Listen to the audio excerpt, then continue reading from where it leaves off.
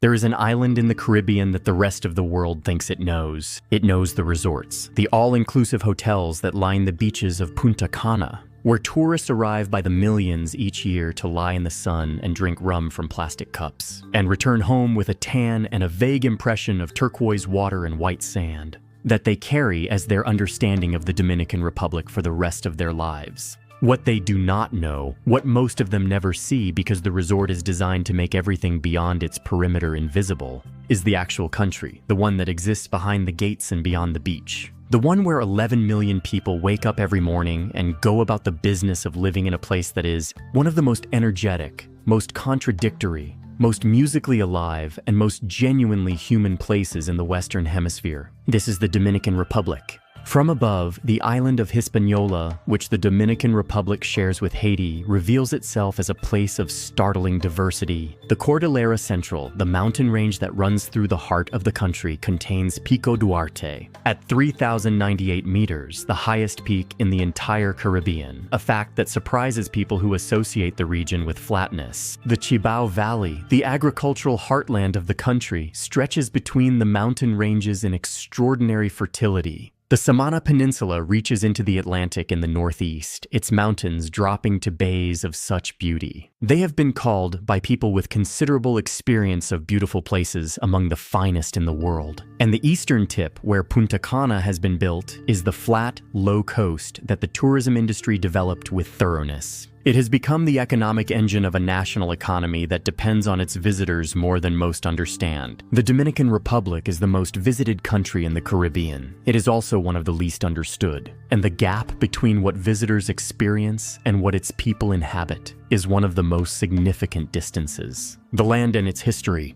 To understand the Dominican Republic is to understand that this island carries more concentrated history than almost anywhere else. Christopher Columbus arrived here in December 1492 on the northern coast, where he established La Navidad. The settlement did not survive. It was destroyed, but its location marked the beginning of a European presence. The city of Santo Domingo, founded in 1498 on the southern coast, is the oldest continuously inhabited European settlement. Its Zona Colonial, a UNESCO World Heritage Site, contains the oldest cathedral, university, and fortress in the Americas. Walking through the Zona Colonial is to walk through the physical record of the beginning of the European Americas. The history after Columbus is a history of extraordinary violence and extraordinary resilience. The indigenous Taíno population, whose cultural contributions are more significant than formal history acknowledges, was destroyed. Destroyed within a generation by violence, disease, and the conditions of forced labor that the Spanish imposed. The African enslaved people who were brought to replace the indigenous labor force created the foundation of Dominican identity. The Dominican Republic's history of independence is as complicated as its colonial history.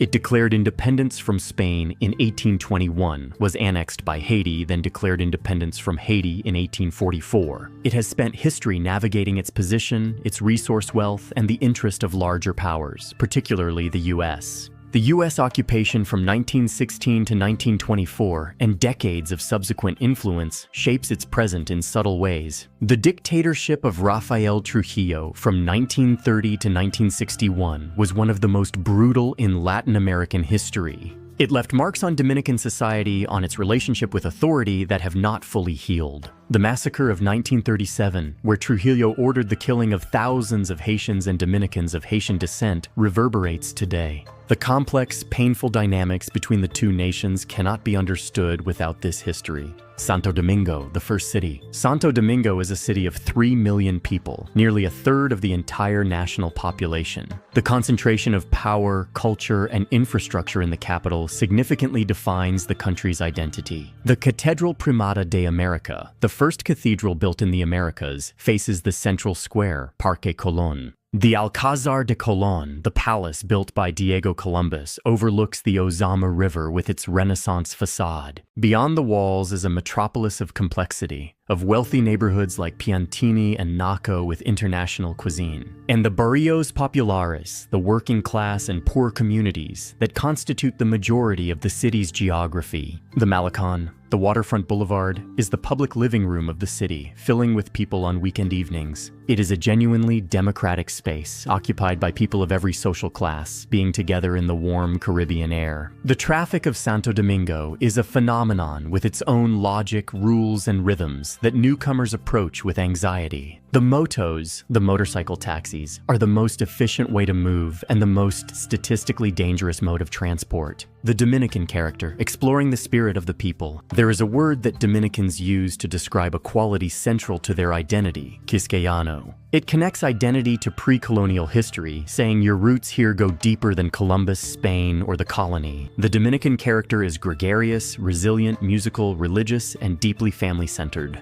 The gregariousness is physical. Dominicans speak with a warmth and directness, where personal interaction is the primary social currency. The resilience is structural. A country that survived dictatorship and economic crises knows how to find elements of a life worth living.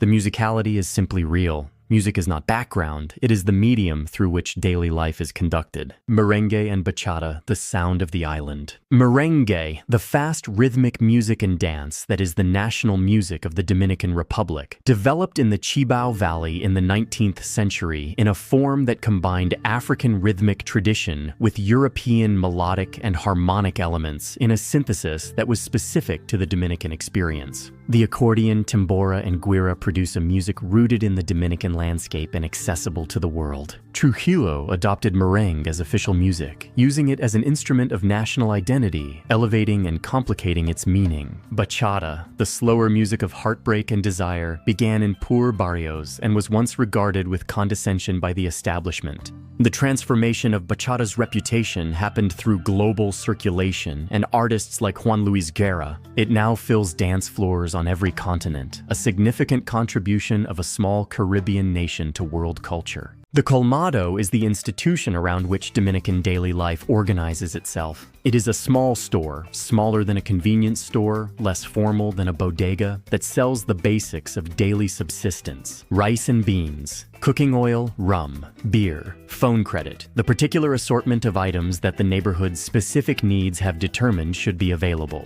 But the colmado is not primarily a retail establishment. It is a social institution, the place where the neighborhood gathers, in the immediate social orbit of the store's owner, to drink beer and talk and participate in the communal life of the barrio. The colmado in the Dominican Republic is what the pub is in Ireland or the cafe is in France, the organizing institution of social life, the place where the community maintains itself through daily informal contact. On any given afternoon, in any Dominican neighborhood, the colmados are the busiest places on the block. Not because of the commerce, the individual transactions are small, but because of the social function that the commerce enables. The food of daily Dominican life is centered on a combination that functions as a national symbol: la bandera, white rice, red beans stewed with sofrito and seasonings, and a protein, typically stewed chicken or beef. Served with the meal, not as a side dish but as an essential component, is tostones, twice-fried plantain slices, and a small salad of avocado and tomato. This is not a special occasion meal. It is what Dominicans eat for lunch, the main meal of the day, every day. It is what their mothers made and their grandmothers made, and what they will make for their own children. It is the food of home in the most absolute sense. The morning begins differently. A Dominican breakfast is strong, sweet coffee made with condensed milk, called café con leche, accompanied by mangú, mashed green plantains with butter and red onions, served with fried eggs and salami. It is a breakfast of substance, appropriate for a working day in a warm climate that the body begins to expect.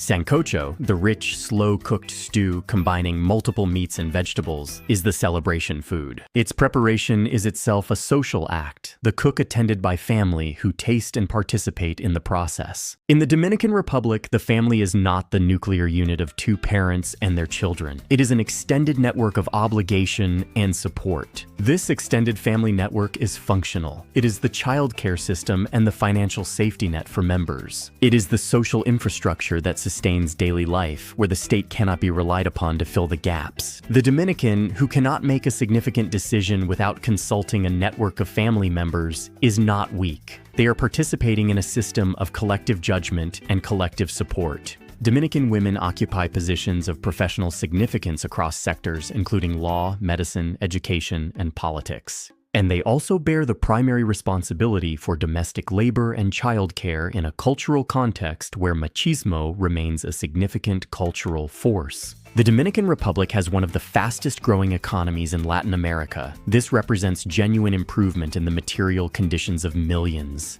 It is also a fact that coexists with persistent poverty, significant inequality, and inadequate public services. Tourism is the most visible sector. The Dominican Republic receives approximately 10 million tourists per year, roughly equal to its resident population. The resort corridor is often separated from the daily life, designed to maximize comfort and minimize complexity. The free trade zones represent a development strategy, attracting foreign investment by offering labor cost advantages that has produced real income. Remittances from the Dominican diaspora in the U.S. support education, healthcare, and daily consumption. In the Dominican Republic, baseball is not a sport. It is a national religion, practiced with a devotion and a seriousness that the Vatican might study with interest.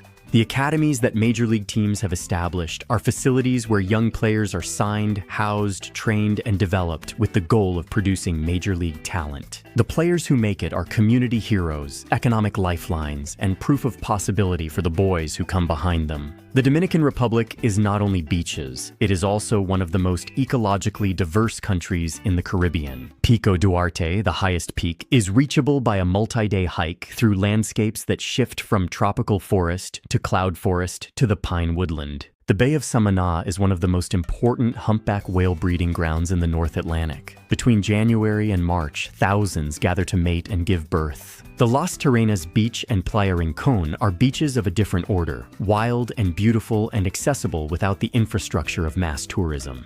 The Lago Enriquillo, the largest lake in the Caribbean, where American crocodiles and flamingos coexist in a hypersaline environment. The challenges include corruption and an inadequate public health system for 11 million people. The hospitals in the public system are underfunded. The relationship with Haiti is one of the most complicated, shaped by history, economic disparity, and the movement of migrants across the border. Environmental pressures like deforestation and threats to coral reefs are challenges the country is only beginning to address systematically. They stay because of the music. Living in the country where merengue and bachata were born, where music is not entertainment but atmosphere. They stay because the island is genuinely beautiful. The mountain landscapes and the Chibao Valley in the early morning when the mist sits between the hills. They stay because the Dominican Republic is a country of extraordinary vitality, of people who make a life of more color and more music and more human warmth. Home is the island, and the island does not let go. This is the Dominican Republic, and this is why people stay.